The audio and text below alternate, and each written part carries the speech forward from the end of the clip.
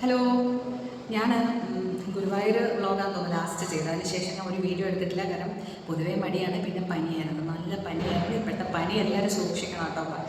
വന്നു കഴിഞ്ഞാൽ body pain സഹിക്കാൻ പറ്റില്ല. ഇപ്പം പനി മാറിയിട്ട് ബോഡി പെയിൻ മാറിയിട്ടില്ല, പിന്നെ ചെറിയ ചുമയുണ്ട്, ക്ഷീണമുണ്ട്, എല്ലാം ഉണ്ട്. അപ്പം ഇന്ന് എനിക്ക് വീഡിയോ എടുക്കണമെന്ന് തോന്നിയ കാര്യം, ഇപ്പം ഒരു ന്യൂസ് കേട്ട്, ലേറ്റസ്റ്റ് ന്യൂസ്, അധ്യാപകർ MDMA ഉപയോഗിക്കുന്നതും വെക്കുന്നതും ഒക്കെ പിടിച്ചതിനെ കുറിച്ചാണ്.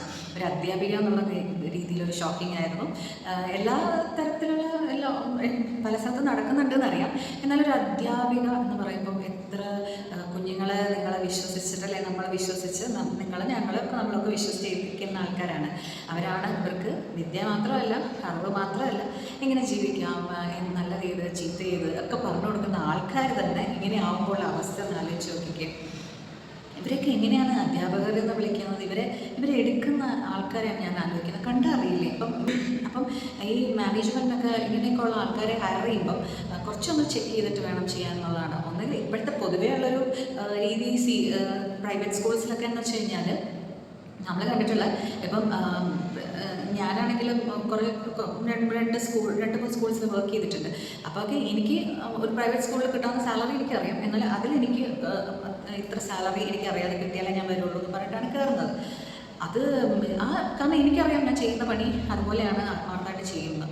അപ്പോൾ അതുകൊണ്ട് ഞാൻ ചോദിച്ച് പറഞ്ഞിട്ടാണ്, പിന്നെ എന്നെ ഇഷ്ടപ്പെട്ടിട്ടായിരിക്കുമല്ലോ അവർ എടുക്കുന്നത്. അപ്പം ഈ ഇൻ്റർവ്യൂ ഒക്കെ നടത്തുമ്പം നല്ലപോലെ അവരെ ഒന്ന് പഠിക്കണം. കാര്യം ഇങ്ങനെയൊക്കെയുള്ള ആൾക്കാർ കുഞ്ഞുങ്ങളുടെ കയ്യിൽ കിട്ടിക്കഴിഞ്ഞാൽ ഇവരൊരു ജനറേഷനെ നശിപ്പിക്കുകയാണ്. പിന്നെ ഇവരെ പോലെയുള്ള അഡിക്ഷൻ ഉണ്ടാകുന്ന കുട്ടികളോ, അത് പ്രശ്നമാണ്. ഇവരെ ഏൽപ്പിക്കുന്ന കുട്ടികളും ഇവരുടെ സ്വന്തം കുട്ടികളാണെങ്കിലും പ്രശ്നമാണ്. അപ്പോൾ ഒരു ജനറേഷൻ നശിപ്പിക്കുന്ന ആൾക്കാരിന് കൊലക്കുറ്റത്തിന് സമാനമായിട്ടുള്ള ശിക്ഷ തന്നെ കൊടുക്കണം എന്നുള്ളതാണ് എനിക്ക് പറയാനുള്ളത്.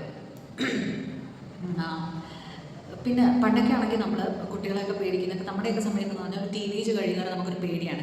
എന്ത് പേടി? ഏറ്റവും കൂടുതൽ പേടി എന്താ? പ്രേമം. ആ പെണ്ണോ ആണോ കൂടെ സംസാരിച്ച് കഴിഞ്ഞാൽ പ്രശ്നം. അതൊക്കെ അതിനു വേണ്ടിയുള്ള വലിയ പ്രശ്നങ്ങളൊന്നുമില്ല. എന്നാൽ പോലും ഇതൊക്കെ വലിയ കാര്യമായിട്ട് സ്വഭാവദൂഷ്യമായിട്ടൊക്കെ എല്ലാവരും പറയും. അതൊന്നും ഒരു കാര്യമില്ല, അതൊക്കെ ആ പ്രായത്തിൽ വരുന്നതാണ്. പിന്നെ ആൺകുട്ടികളാണെങ്കിൽ ആ സമയത്ത് ഒരു സിഗരറ്റ് ഒന്ന് വലിച്ചു നോക്കാൻ തോന്നും, ഒന്ന് വെള്ളം അടിക്കുന്ന കാര്യം. അന്ന് പെൺകുട്ടികളൊന്നും അങ്ങനെ ചിന്തിക്കുക പോലും വേണ്ട, അങ്ങനെയൊന്നും ചെയ്യാത്തൊരു കാലഘട്ടമായിരുന്നു.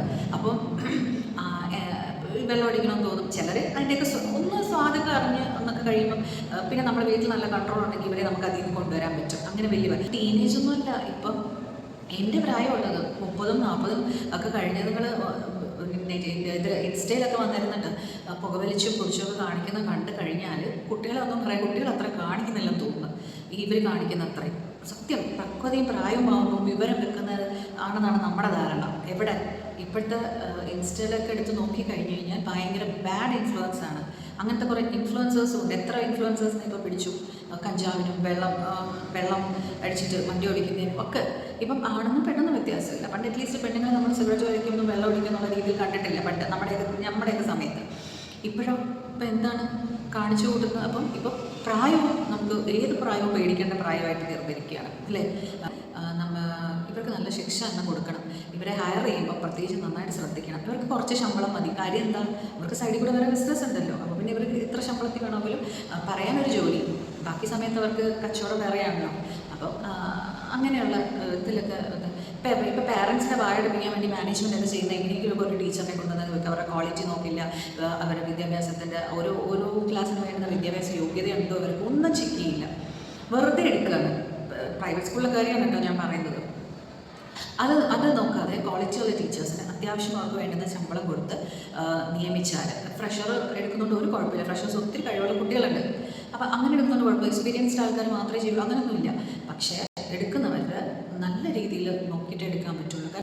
എനിക്ക് പറയാനുള്ളത്, ഒരു അധ്യാപിക എന്ന നിലയ്ക്ക് ശിക്ഷയുടെ കാര്യത്തിൽ ഒരിളവും പാടില്ല. കൊലപാതകത്തിനുള്ള ശിക്ഷ എന്നുള്ളത്. പിന്നെ അത് മാത്രമല്ല, എടുക്കുന്ന സ്കൂൾസിനോടും അത്യാവശ്യം നിങ്ങൾ എടുക്കുമ്പോൾ ടീച്ചേഴ്സിൻ്റെ ക്വാളിറ്റി നോക്കിയിട്ടെടുക്കുക. നിങ്ങൾക്ക് ഫീസ് കിട്ടുന്നത് മാത്രമല്ല, നിങ്ങൾ ഏൽപ്പിച്ചിട്ട് പോകുന്ന കുട്ടികളുണ്ടല്ലോ, അവരുടെ ഉത്തരവാദിത്വം പൂർണ്ണമായിട്ട് മാനേജ്മെൻറ്റിനും ടീച്ചേഴ്സിനും ഒക്കെയാണുള്ളത്. അപ്പം അതിന് വേണ്ടിയിട്ട് നിങ്ങൾ മേടിക്കുന്ന ഫീസിന് ഉള്ള തിരിച്ച് കൊടുക്കുന്നത് ഇങ്ങനെയൊക്കെ ആയിരിക്കണം, നല്ല കുട്ടികളെ വാർത്തെടുക്കുന്നതും ഒക്കെ ആയിരിക്കണം. അപ്പം അത് നിങ്ങൾ അഷ്യൂർ ചെയ്തേ പറ്റുള്ളൂ. അപ്പോൾ അത്രയേ ഉള്ളൂ.